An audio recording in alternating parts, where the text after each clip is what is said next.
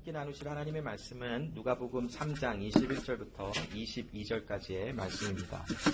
신약성경 누가복음 3장 21절부터 22절까지의 말씀을 우리 함께 나누기를 원합니다. 하나님의 말씀을 제가 읽겠습니다. 백성이 다 세례를 받으세 예수도 세례를 받으시고 기도하실 때에 하늘이 열리며 성령이 형체로 비둘기같이 그의 위에 강림하시더니 하늘로서 소리가 나기를 너는 내 사랑하는 아들이라 내가 너를 기뻐하노라 하시니라. 아멘. 자, 오늘 이 본문의 말씀은 그리스도 예수에 관한 말씀이에요. 예수 그리스도, 그 그리스도 예수의 정체를 드러내시는 하나님에 관한 말씀이 오늘 본문에 기록이 되어 있어요. 자, 오늘 본문의 말씀을 좀 이렇게 나눠보면 이 배경은 바로 이러해요. 세례 요한이 그 어머니 뱃속에서부터 성령에 충만하여 그리스도 예수가 이 세상에 오심을 굉장히 기뻐하였던 아이였던 것은 우리 다 나눠서 알지요. 그리고 그 아이가 태어나자 이제 하나님께서 또한 구별하여 세우신 그 하나님의 사람처럼 하나님 앞에서 성령에 충만한 또한 그런 삶을 살아가며 그 예수 그리스도의 길을 예비하도록 하나님이 준비시키셨어요.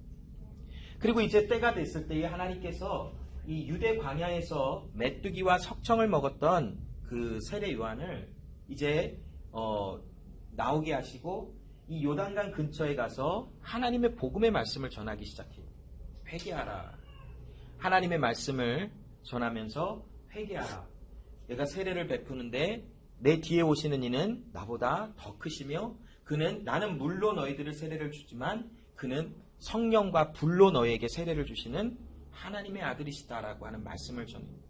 그러자 정말 수많은 사람들이 그 세례 요한이 증거하는 그 말씀을 앞에 나와서 어떤 사람들은 그러면 이제 어찌할꼬 어떻게 해야만 합니까? 라고 물어보며 정말 하나님의 말씀 앞에 반응하는 그런 모습들도 나와요. 그러나 어떤 사람들에게는 세례 요한이 독사의 자식들아 누가 너희에게 장차올 하나님의 심판을 피하라 하더냐라고 하며 책망하는 말씀들도 나오는 그 사람들이 있었죠. 자, 그런 수많은 인파들이 몰려오는 그 가운데 갑자기 저기에서 예수님이 등장한 거예요. 예수님이 갈릴리 지역에서부터 오셔서 세례 요한이 말씀을 선포하며 많은 사람들에게 세례를 베풀고 있는 그 가운데 예수님이 오셨어요. 그리고는 예수님이 세례 요한에게 가서 나에게 세례를 베풀라라고 요청을 하는 장면이 나와요. 그게 오늘 본문의 말씀이에요.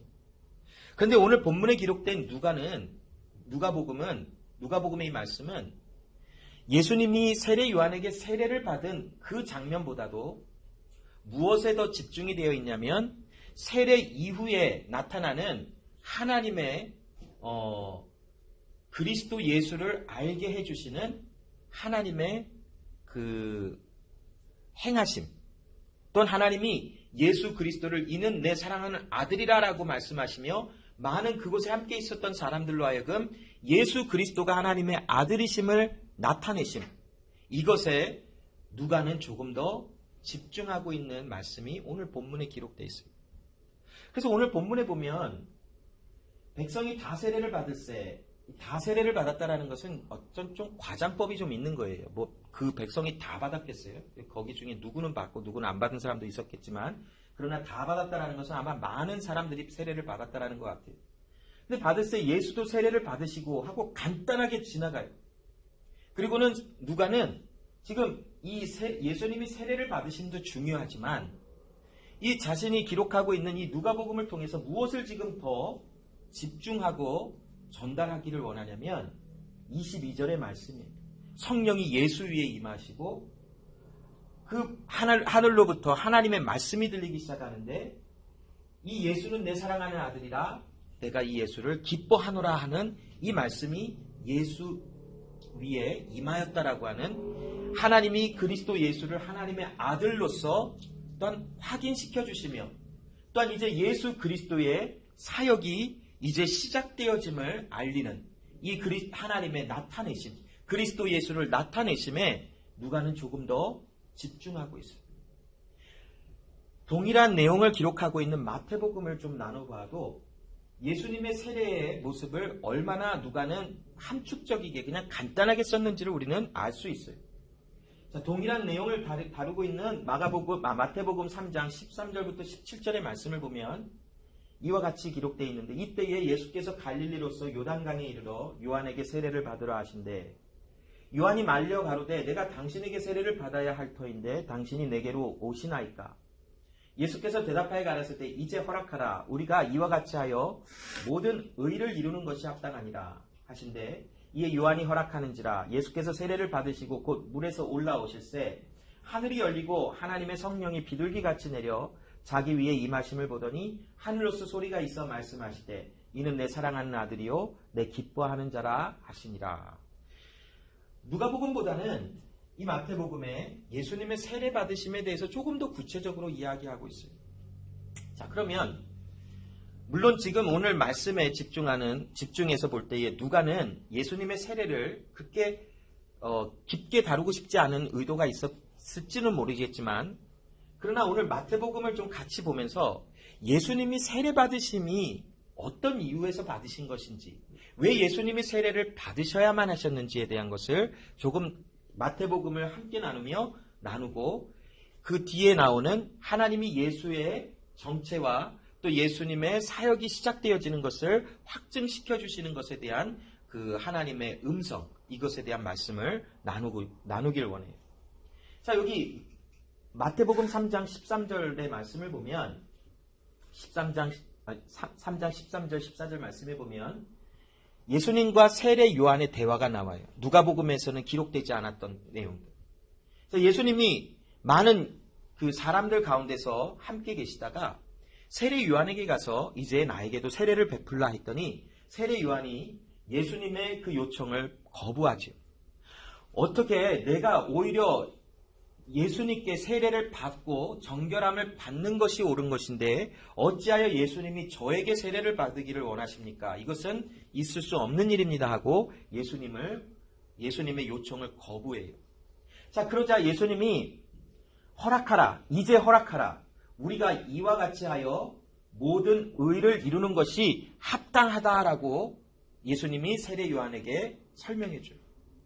자, 그러자 세례 요한이 예수님을 허락하여 예수님을 세례 요한이 세례를 베풀어 줬어요.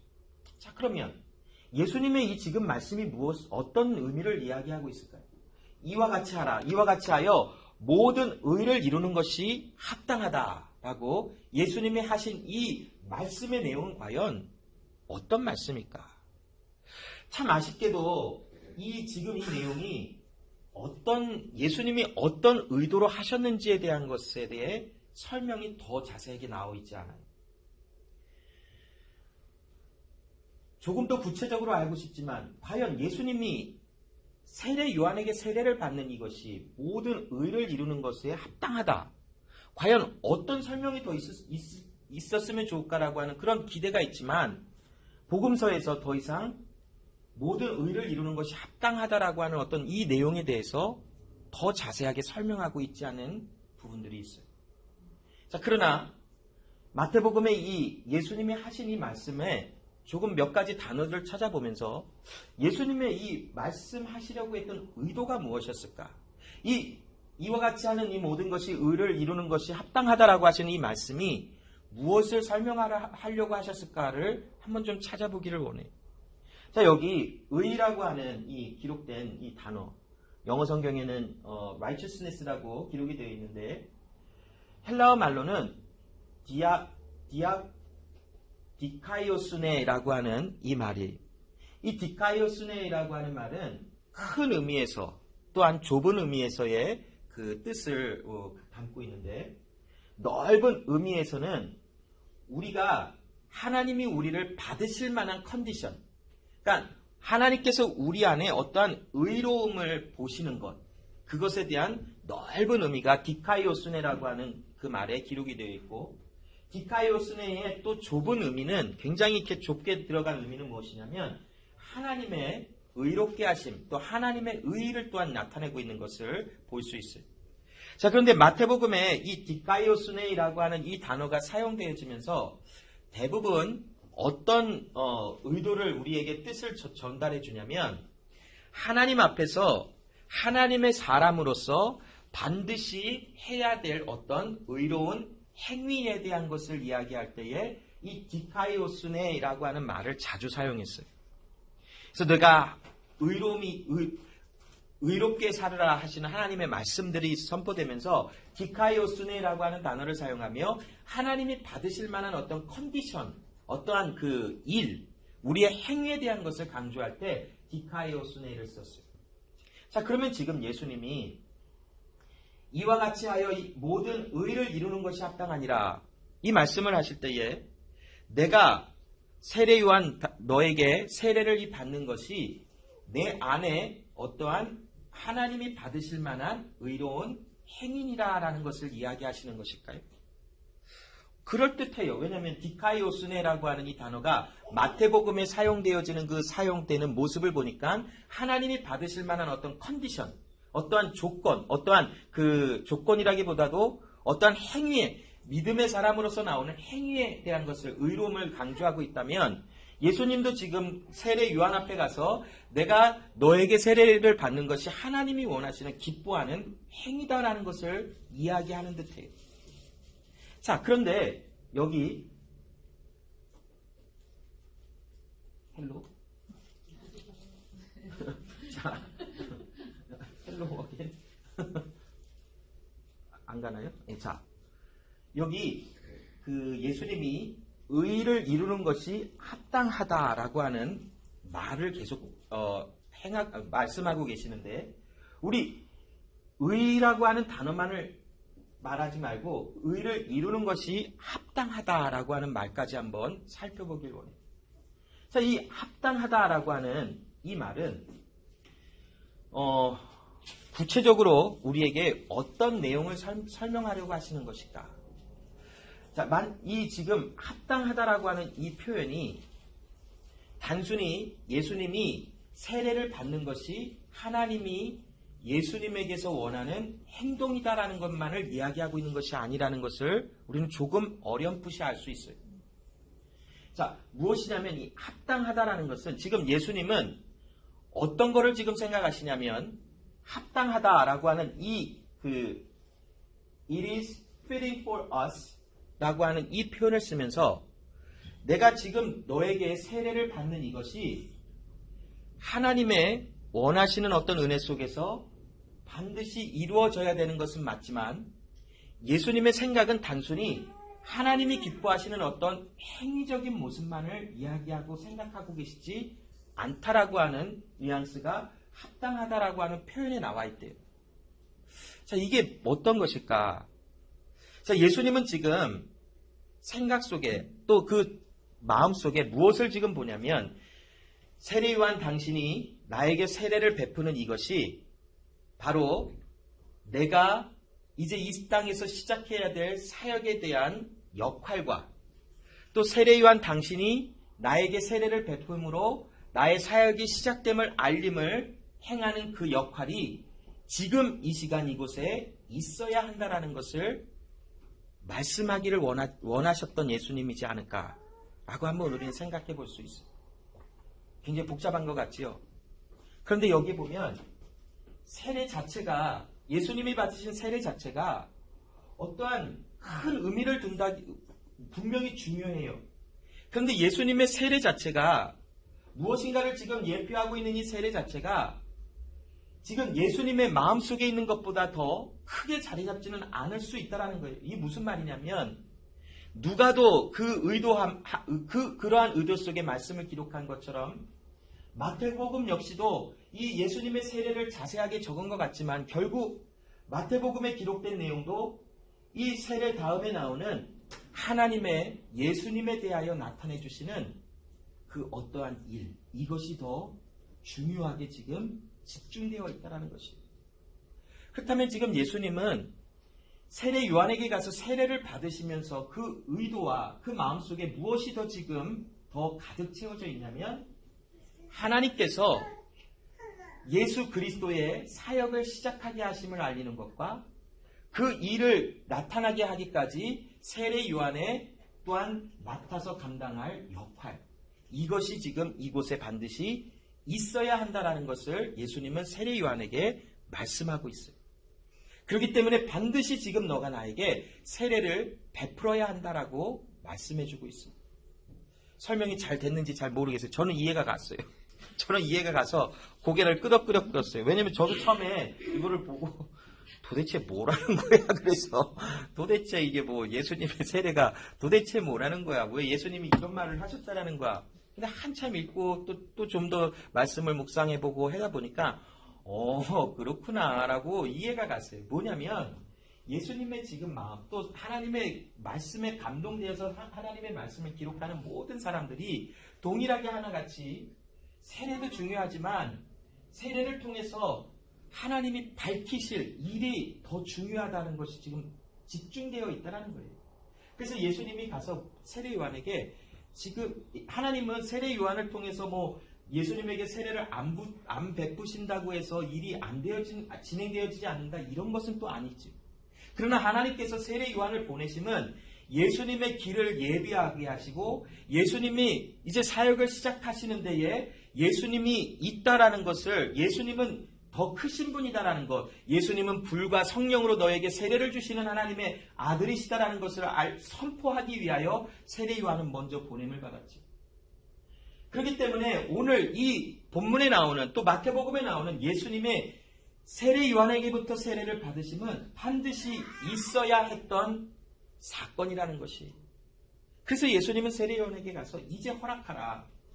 이 일이 있어야만 하나님이 보내신 모든 일에 대한 역할들이 지금 이제는 나타날 것이며, 하나님께서 나에게 어떤 은혜를 주셔서 어떤 사역을 감당하게 하시는 것을 많은 사람들에게 알게 하시는 일이 이 세례를 통하여 이제는 나타날 것이다라고 하는 이 내용이 오늘 본문에 기록된 것이라는 것이. 자, 예수님은 지금 마음속에 이 마태복음 8장과 20장과 26장의 말씀을 통해서 예수님의 지금 마음이 무엇을 지금 생각하고 계시는가라는 것을 좀 보려고 해요. 자, 이 말씀에 보면 예수님은 자신의 그 역할에 대해서 이렇게 지금 생각하시고 계실 거예요. 하나님께서 예수님에게 우리의 모든 연약함을 예수님에게 담당시키셨고, 예수님은 우리의 그 연약함을 자신의 몸에 감당하시며 우리를 구원하시기 위하여 자신을 희생의 제물로 내어드리시며, 희생의 제물로 내어드리심은 무엇을 의미하는가? 바로 십자가 위에서 흘리는 보혈의 피에 관한 것을 이야기하고 있어요. 예수님은 지금 이와 같은 세례를 받으러 나오시며 이제 하나님께서 이는 내 사랑하는 아들이요 내 기뻐하는 나의 아들이라라고 하시는 이 말씀, 이 아들이 예수 그리스도 메시아다라고 하는 그 역할과 이제 예수님의 사역의 시작함을 알리게 하시는 그 하나님의 행하실 그 일을 기대하며, 마음속에, 예수님의 마음속에는 세례 요한의 역할도 또 예수님의 이제 시작될 사역의 역할도, 모습도 지금 마음속에 가장 중요하게 자리 잡고 있었다라는 것이. 자, 그런데 오늘 본문에 보면 예수님은 회중 가운데 있다가 세례 요한에게 가서 세례를 받아요. 자, 그것은 지금 또 세례에 관하여 어떤 말을 또한 우리에게 힌트를 주고 있냐면, 예수님은 사람들 안에 발견되셨어요. 무슨 말이냐면 우리를 대표하시기 위해서, 하나님의 사람들을 대표하여 십자가 위에서 대신하여 죽으시려고 사람들 안에 발견되시고 사람들과 동일하게 되셔서 하나님의 말씀 가운데 희생의 제물로 우리를 대신하여, 우리를 대표하여 십자가 위에서 죽기로 작정하며 예수님이 오신 그 일을 또한 세례를 통하여 우리에게 메시지를 주고 있음도 우리는 함께 나누어야 될 것이. 자, 이사야 53장 11절에 보면 가라사대 그가 자기 영혼에 수고한 것을 보고 만족히 여길 것이라. 나의 의로운 종이 자기 지식으로 많은 사람을 의롭게 하며 또 그들의 죄악을 친히 담당하시리라. 하나님께서 선지자 이사야에게 그리스도 예수에 대한 예언의 말씀을 이미 주셔서 선지자 이사야는 하나님의 말씀을, 예수에 관한 말씀을 이미 선포했었지요. 하나님의 보내신 그 하나님의 종이 이 세상에 올 것인데 그 종으로 말미암아 많은 사람들을 의롭게 할 것이며 그 죄악을 친히 담당하실 예수 그리스도 하나님이 보내시는 자가 이 세상에 올 것이다라고 하시는 말씀을 주었지요. 오늘 본문에 예수님이 세례 요한에게 세례를 받으시러 지금 나가시는 이 모습은 마치 무엇을 지금 이 세례를 통하여 선포하려고 원하냐면 선지자 이사야를 통하여 이미 말씀하신 하나님의 종, 의로운 종, 그가 많은 사람들을 의롭게 하며 많은 사람들의 죄악을 친히 담당하실 그 이가 바로 너희들 앞에 세례 요한에게 세례를 받고 있는 바로 이 그리스도 예수신이라는 것을 선포하여 알리기를 원하셨더라는 것이에요. 그 예수님의 마음에는 이 지금 많은 사람들의 죄악을 친히 담당하여 많은 사람들을 의롭게 하시기 원하시는 그 자신의 역할과 사역의 확증과 선포가 그 마음속에 가득가득 있는 예수 그리스도를 우리는 지금 나누고 있는 것이에요. 자, 예수 그리스도가 우리를 위해서 십자가 위에서 죽으시기 위해서는 우리와 동일한 사람의 모습으로 오셨어야만 했지. 그래서 우리는 성육신에 관한 것도 이미 몇 주 전에 나누었지. 예수님이 우리를 대표하기 위해서는 사람의 몸으로 반드시 오셔서 우리의 죄를 자신에게 담당하며 십자가 위에서 죽으심으로 말미암아 우리의 죄악과 우리의 더러움을 속량하시고 구속하실 수 있으셨었어요. 그래서 예수님이 오신 그 모습이 있어요. 자, 오늘 이 22절에 본문 22절에 그 예수님이 세례 요한에게 세례를 받자 두 가지 큰 이벤트가 일어나요. 첫 번째는 성령이 형체로 비둘기같이 그 위에 강림하였고 두 번째는 하늘로서 소리가 나기를 너는 내 사랑하는 아들이라 내가 너를 기뻐하노라 라고 하는 두 가지 사건이 일어나지. 자, 여기에 누가는 특별히 예수님이 세례를 받으시고 기도하실 때라고 하는 말씀을 기록했어요. 여기에는 누가의 어떠한 의도가 담겨져 있어요. 마태복음이나 마가복음에는 세례 받으신 예수가 그냥 물에서 나오실 때 하늘로부터 성령이 임하고 하늘로부터 소리가 있어 가라사대라고 하는 말이 기록됐죠. 근데 누가에는 세례를 받으시고 기도하시는 예수에 대해서 기록하고 있는데 이 기도하실 때라고 하는 것을 기록한 누가의 목적과 의도는 무엇이냐면 누가복음은 철저하게 기도에 관해서 굉장히 집중하고 있는데 기도는 하나님의 뜻을 이루는 것을 요청하며 하나님의 뜻을 기대하는 그 방향성에서 하는 기도라라고 누가는 계속해서 말씀을 나누고 있어요. 그리고 하나님과의 예언적인 차원에서의 대화다라는 것을 누가복음은 계속하여 설명해 주고 있어요. 예수님이 기도하셨다라고 하는 이 성경의 이 구절은 짧고 간단하게 지나갈 수 있는 것 같지만 누가는 지금 예수님이 하나님의 뜻이 이 땅에 이루어지기를 소원하시는 분이시구나라는 것을 의도적으로 나타내시기를 원하시는 거예요. 왜냐하면 예수님은 성경을 통해서 말씀을 통해서 나는 아버지의 뜻을 이루려 이 땅에 왔노라라고 자주 말씀하신 것을 우리는 기억하실 거예요. 그것처럼 예수님이 세례를 받고 기도하셨다는 것은 하나님의 뜻이 하늘에서 이루어진과 같이 이 땅에서 나를 보내신 이 모습 가운데 이루어지기를 원하노라 하는 하나님과의 대화의 모습이 있었다는 것을 강조하고 우리에게 메시지를 전달하고 있습니다. 자, 예수님의 기도하실 때에 하늘이 열리며 성령이 형체로 비둘기같이 그 위에 강림하셨대요. 자, 이 말을 해석할 때에 성령이 비둘기처럼 임했다. 여기 형체로 임했다라고 지금 나와 있는데 어떤 형체로 뭔가 사람들이 볼 수 있는 어떤 뭔가가 일어났어요. 그런데 어떤 분들은 이것을 정말 비둘기처럼 성령이 비둘기처럼 임해서 이렇게 날아다녔다라고 하는 그런 해석을 하는 사람도 있고 성령이 비둘기처럼 이렇게 나타났다라고 하고 아까 우리 어린이 예배에는 성령이 비둘기처럼 날아서 진짜 새가 이렇게 날아다니면서 하늘에서 소리가 나기를 너는 내 사랑하는 아들이라고 했더니 새가 입술을 벌리면서 이야기하는 것이 그려져서 참 웃겼어요, 그냥. 그런데 실질적으로 이 지금 상황이 어떠했을까를 좀 살펴봤어요.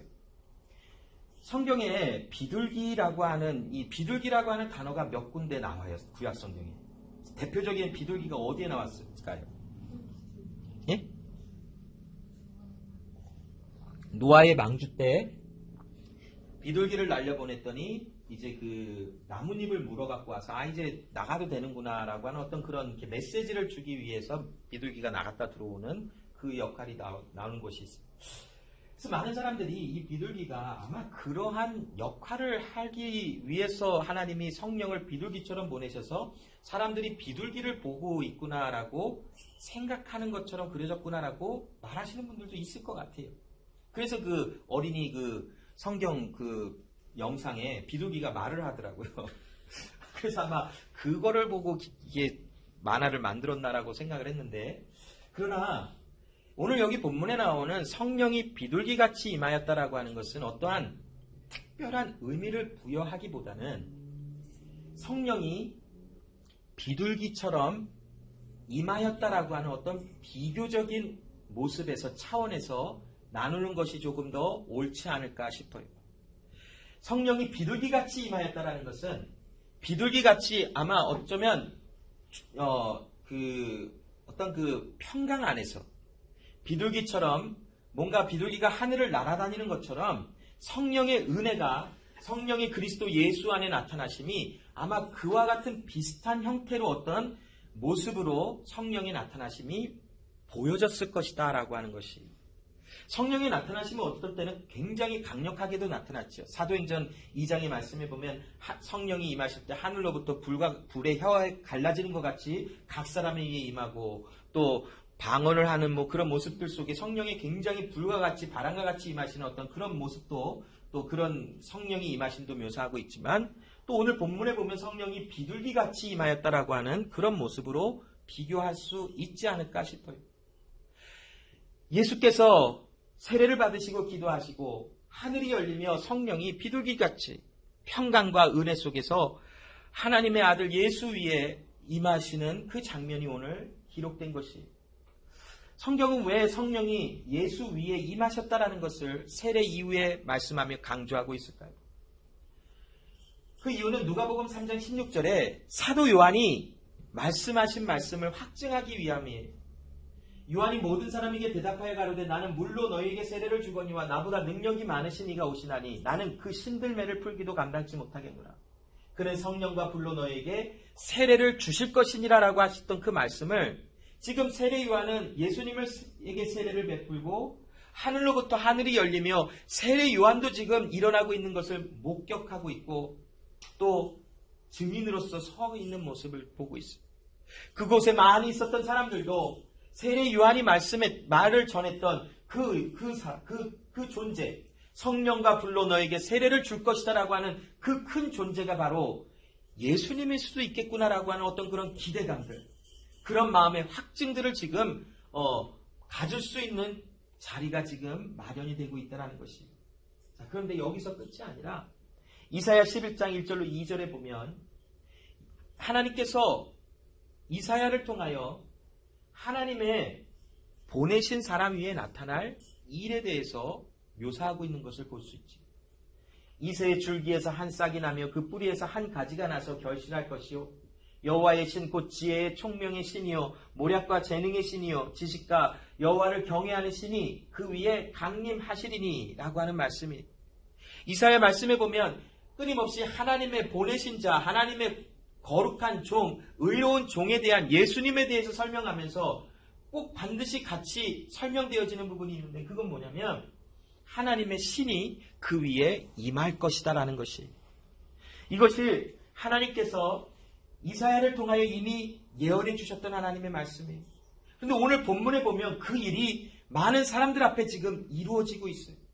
많은 사람들이 세례를 받으신 예수님 위에 하늘로부터 하나님의 성령이 임하시는 것을, 우리는 그 비둘기같이 임하신 하나님의 성령이 어떤 모습인지는 다 알 수 없어요. 그러나 성령이 임하심을 사람들이 봤다라는 거예요. 이사야서를 통해서 이미 선포된 것처럼 하나님의 종, 하나님의 구원자로 보내실 그 존재에게 하나님의 성령이 임재한다라는 것을 말씀하신 것처럼 오늘 그 말씀이 많은 사람들 앞에 확증이 되어지고 확인이 되어지는 장면이 오늘 본문의 말씀에 기록된 것이에요. 자, 두 번째 일어났던 사건은 하늘로서 소리가 나기를 너는 내 사랑하는 아들이라 내가 너를 기뻐하노라 하시니라 라고 하는 말씀이에요. 하나님의 음성이 하늘로부터 들렸어요. 그 회중 속에 누군가는 이 소리가 들려진 거였죠. 그러니까 기록을 했겠죠. 하나님의 말씀, 하나님의 음성이 어떻게 들렸는지 우리는 잘 모르겠지만, 그러나 그곳에 있었던 사람들이 예수님이 하나님의 보내신 하나님의 아들이라고 하는 하나님의 아들에 대한 신분과 정체성과 이제 하나님과 예수님의 관계를 확증할 수 있는 그런 음성이 하늘로부터 들려졌다는 것입니다. 그 음성의 내용이 바로 이래요. 너는 내 사랑하는 아들이라 내가 너를 기뻐하노라 라고 하는 하나님과 예수님과의 관계, 또한 예수님은 지금 세례 요한에게 세례를 받고 있었던 이 예수님은 구약 성경이 이미 예언한 대로 하나님이 보내신 하나님의 거룩한 의로운 종이다 라고 하는 그 메시지가 오늘 이 예수님의 세례 받으심을 통하여 확증이 되어지고 있다는 것이, 이사야 42장 1절 말씀에 내가 붙드는 나의 종 내 마음에 기뻐하는 나의 택한 사람을 보라. 내가 나의 신을 그에게 주었은즉 그가 이방에 공의를 베풀리라. 하나님의 말씀이 확증이 되고 있지 않아요?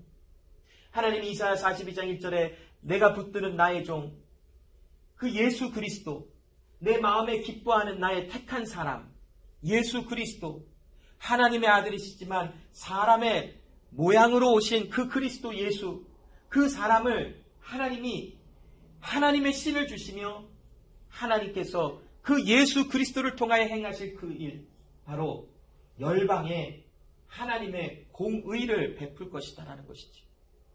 하나님의 하나님 되심을, 구원을 베푸시며 하나님의 심판을 또한 말씀하시며 하나님의 공의를 모든 세상 가운데 나타내실 그 존재가 바로 지금 많은 무리들 앞에서 세례 요한에게 세례를 받고 계신 그리스도 예수시다라고 하는 정체가 오늘 본문의 말씀을 통하여 드러난 것이에요.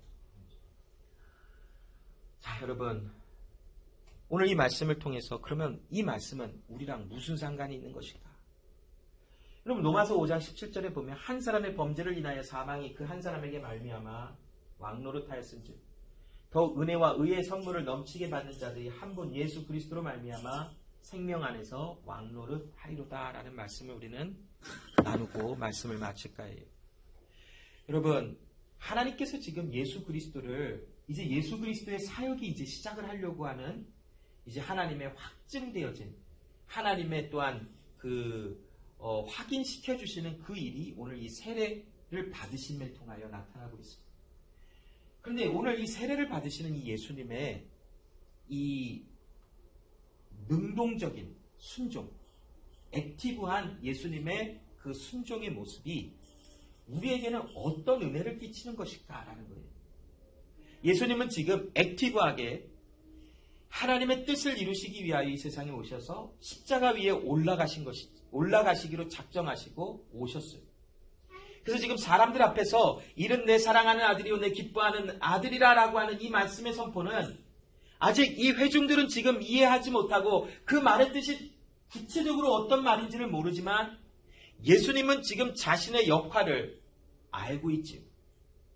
많은 사람들의 하나님이 불러내신 사람들의 죄를 위하여 대속물로 이 세상에 오셔서 십자가 위에서 피를 흘리고 죽으심으로 말미암아 많은 사람들을 의롭게 하시는 역할을 감당하시기 위하여 오신 예수 그리스도, 그 모습을 지금 세례를 통하여 받으심을 통하여 나타내시는 그 모습을 예수님은 생각하시며 이 로마서 5장 17절에 한 사람 아담으로 말미암아 아담이 모든 사람을 대표하는 아담이 하나님 앞에 죄를 범하여 모든 사람이 죄인으로 드러나진 것처럼 이제는 마지막 아담, 두 번째 아담이라고 하시는 분들도 있지만 마지막 아담으로 오시는 예수 그리스도를 통하여 죄로 인하여 죽었던 수많은 사람들을 의롭게 하시는 하나님의 아들로서 오늘 그 신분과 정체가 하나님의 음성을 통하여 성령의 임하심을 통하여 선포되고 증거되고 나타나고 있다는 것이죠. 여러분, 하나님께서 아담과 하와에게 주셨던 행위의 언약은 오늘도 우리에게 적용이 되어져요. 그 말은 좀 조심 있게 다뤄야 되는데 무엇이냐면, 하나님께서 아담과 하와에게 말씀을 지키면, 선악을 알게 하는 나무 열매를 먹지 아니하는 말씀을 지키면 영원히 살 것이지만 너가 그 말씀을 범하면 너는 정령 죽으리라 라고 하는 행위에 대한 언약을 주셨어요. 근데 결국 말씀을 보면 이 행위의 언약은 아담이 넘어졌어요. 그 옆에서. 그렇다고 해서 그러면 우리에게 이 행위의 언약은 상관이 없는 것인가? 그렇지 않아요. 우리에게도 하나님은 온전한 행위가 있어야 된다. 그래야만 영원함이 있다라는 것을 말씀해 주세요. 근데 여기서 우리는 우리를 대표했던 아담이 보여줬던 것처럼 사람은 행위의 언약을 완성할 수 없어요. 누구만 할 수 있는 것인가? 아담의 넘어짐을 통하여 하나님은 우리에게 철저하게 하나님만이 행위의 언약을 지켜내시는 분이다라는 것을 알려주신 거예요.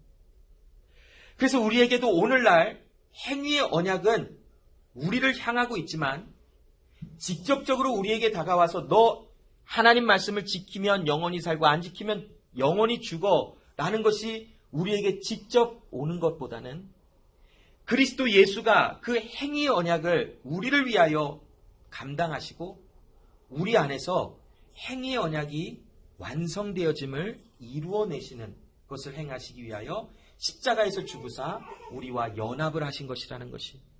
그래서 오늘날 우리에게도 하나님의 말씀을 지키는 그 자들에게 영원한 생명이 있지만 하나님의 언약을 지키지 못하는 자들, 완성하지 못하는 자들에게는 영원한 생명이 있을 수 없다라는 것이죠. 한 사람 아담을 통하여 모든 사람들이 죄를 범하여 넘어져 사망에 이르렀지만 마지막 아담으로 오시는 예수를 통하여 우리에게 생명이 있게 되어지는 결과가 나왔다는 이 엄청난 은혜, 예수님의 능동적인 순종, 이 액티브한 예수님의 순종의 모습이 오늘 이 본문을 통하여 이제는 선포되고 있는, 확증되어지고 있는, 공표되고 있는 그것이 바로 오늘 본문 이 두 구절에 나와 있는 내용이에요. 여러분, 예수님이 이 세상에 오셔서 이렇게까지 우리를 위하여 행하신 예수님의 은혜가 있다면 우리의 마음속에 한 가지 확신이 있어요. 히브리서 4장 14절부터 16절의 말씀인데요. 파워포인트에 제가 적지 않고 제가 찬양 드리다가 하나님께서 하나님의 말씀을 좀 생각해 보다가 갑자기 히브리서 4장 14절부터 16절의 말씀이 좀 감동으로 왔어요. 뭐냐면 그러므로 우리에게 큰 대제사장이 있으니 승천하신 자 곧 하나님의 아들 예수시니라. 우리가 믿는 도리를 굳게 잡을지어다. 우리에게 있는 대제사장은 우리 연약함을 체휼하지 아니하는 자가 아니요 모든 일에 우리와 한결같이 시험을 받은 자로 돼 죄는 없으시니라. 그러므로 우리가 긍휼하심을 받고 때를 따라 돕는 은혜를 얻기 위하여 은혜의 보좌 앞에 담대히 나아갈 것이니라. 여러분, 하나님께서 우리에게 나오래요. 그 나가게 되어지는 것은 이미 하나님께서 우리를 자녀로 불러내셨기 때문에 우리는 우리의 마음에 결단하며 하나님께 나아갈 수 있는 그 은혜가 주어졌어요. 그래서 하나님께서 긍휼하심을 받고 때를 따라 돕는 은혜를 얻기 위하여 은혜의 보좌 앞으로 나오라, 그리스도 예수 앞으로 나오라 하시는 이 말씀이 우리 안에는 순종이 되어질 수밖에 없어요. 왜냐하면 하나님이 우리를 불러내신 하나님의 사람이기에 우리 존재 자체가 하나님의 은혜 가운데 리제너레이션 된 사람, 거듭난 사람들이기 때문에 이 말씀이 우리에게 들려진다면 우리는 반드시 그 말씀에 대한 순종의 열매가 나올 수밖에 없는 하나님과 우리와의 언약적 관계가 성립이 되어 있다는 것이. 그래서 하나님께서 예수 그리스도를 우리에게 대제사장, 우리의 연약함을 체휼하지 아니한 자가 아니요 우리의 모든 아픔과 시험과 모든 힘듦을 체험하신 예수 그리스도를 우리의 대제사장으로 있게 하셨다면 대제사장은 우리를 위하여 무엇을 하고 있을까요? 우리를 위하여 오늘도 기도하고 계시고 우리를 위하여 오늘도 하나님께 우리를 인도하고 계시고, 우리를 위하여 오늘도 하나님 앞에 우리를 온전케 하시는 하나님의 아들, 대제사장으로서의 모습을 우리에게 선포하고 있습니다. 예수님의 이 역할, 세례 요한의 세례 받으시며 하늘로부터 음성이 들어서 사랑하는 아들이라, 내가 기뻐하는 아들이라 하시는 이 음성은 바로 이러한 예수 그리스도의 역할을 우리에게 선포해 주시려고, 확증해 주시려고, 이제 예수 그리스도의 사역이 시작되게 하시는 것을 알리시려고 하나님께서 행하신 어떠한 퍼포먼스라는 것으로 우리는 볼 수 있을 것입니다. 여러분, 우리의 삶에는 우리가 할 수 없는 것이 전부 다예요. 우리가 할 수 있는 것 같지만 실질적으로 우리는 그 하나님 앞에서 그 어떤 단 하나라도 의로운 모습으로 설 수 있는 모습의 사람들이 아니라는 것이. 그러나 우리가 실망하고 낙심하지 않을 수 있는 그 이유는 우리를 위하여 우리의 모든 연약함을 체휼하신 대제사장으로 계시는 예수 그리스도가 우리와 함께 계시기 때문에 그래요. 여러분, 남을 용서하고 사랑하기 어려워요. 아니, 불가능해요, 사람들은. 그런데 우리는 그 그리스도 예수 안에 함께 연합된 자이기 때문에 우리 안에서 그 예수의 행하신 그 일로 통하여 용서와 사랑과 따뜻함과 평강이 전달되어질 수 있게 만드셨어요. 여러분, 어려움 중에 하나님 앞에 감사한다라는 거 우리로는 불가능해요. 당장 눈앞에 힘듦이 있고 어려움이 있는데 우리가 어떻게 하나님 앞에 감사할 수 있어요? 당장 지금 이 지역에 어제 저녁에 들려왔던 확진자 한 명이 나왔다라는 이 소리가 듣고 벌써 뭔가를 막 주섬주섬 챙기는 사람들도 많을 거예요. 나갈 때 모두 챙기고 손도 깨끗이 씻어야 되고 사람들 많이인데 안 가야 되고 벌써 막 마음에 불안감이 막 오는 거예요. 그렇다고 저는 하나도 없는 줄 알아요? 많아요, 저도. 이게 어떻게 하지? 참 이게 언제 끝날래나. 불안해요. 그 마음속에, 그 불안한 마음속에 하나님 앞에 그래도 하나님 감사합니다. 사람이 할 수 있을 것 같아요? 절대 못해요. 사람은 그런 존재가 아니에요. 그런데 그 가운데서 우리가 하나님께 감사를 외칠 수 있고 하나님께 기쁘다라고 고백할 수 있게 되어지는 이유가 뭐냐면 대제사장으로 계신 예수 그리스도가 실존하기 때문에 그렇다는 거예요. 여러분, 우리의 신앙이라고 하는 이 믿음은 어떤 컨셉에 지나치고 컨셉으로 끝나는 그런 내용이 아니더라고요. 우리의 믿음과 우리가 하나님 앞에서의 삶이라고 하는 것은 실존적인 거예요. 실제적인 것.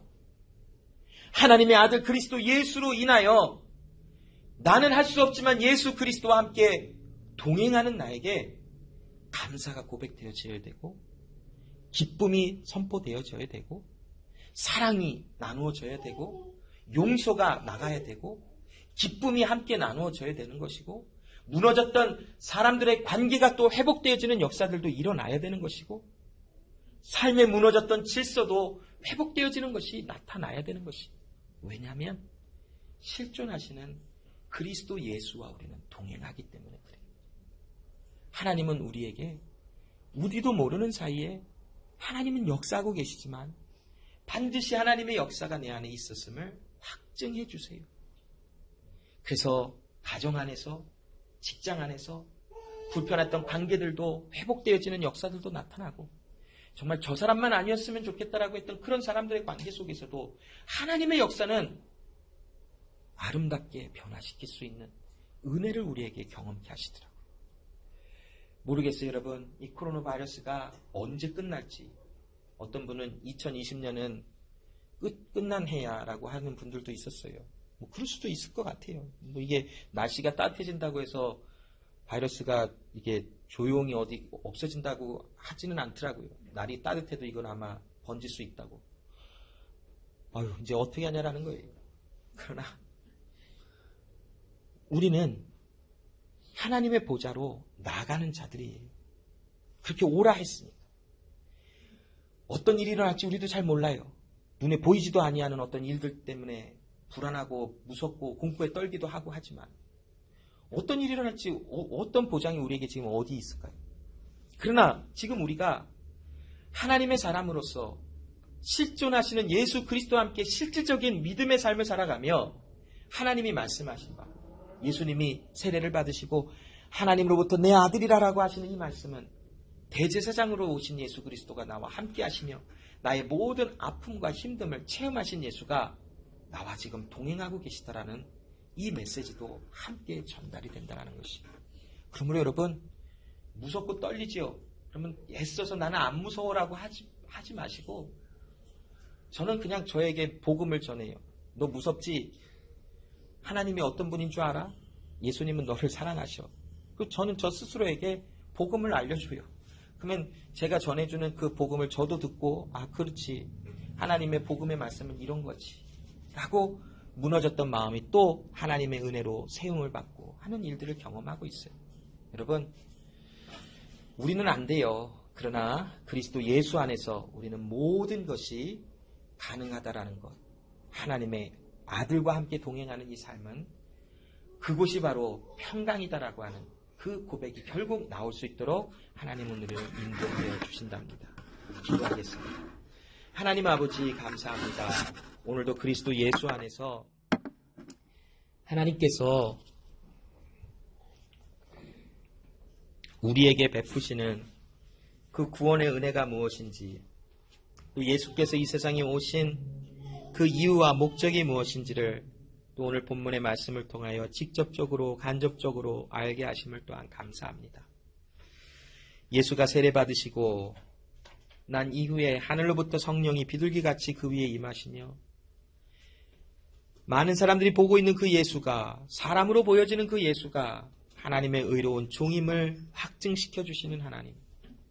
또한 하늘로부터 소리가 있어 이는 내 사랑하는 아들이요 내 기뻐하는 아들이라 말씀이 들려지게 하심으로 그리스도 예수는 하나님의 아들이심을 많은 사람으로 또한 듣게 하여 주신 것처럼 오늘을 살아가는 우리에게도 하나님은 예수 그리스도를 통하여 우리에게 구원을 베푸신 하나님이심을 알게 하시고 우리에게 대제사장으로 오신 그리스도 예수는 우리의 모든 아픔과 힘듦을 경험하시고 우리를 위하여 오늘도 끊임없이 기도하시며 우리를 하나님께로 인도하시는 하나님의 아들이심을 알았나이다.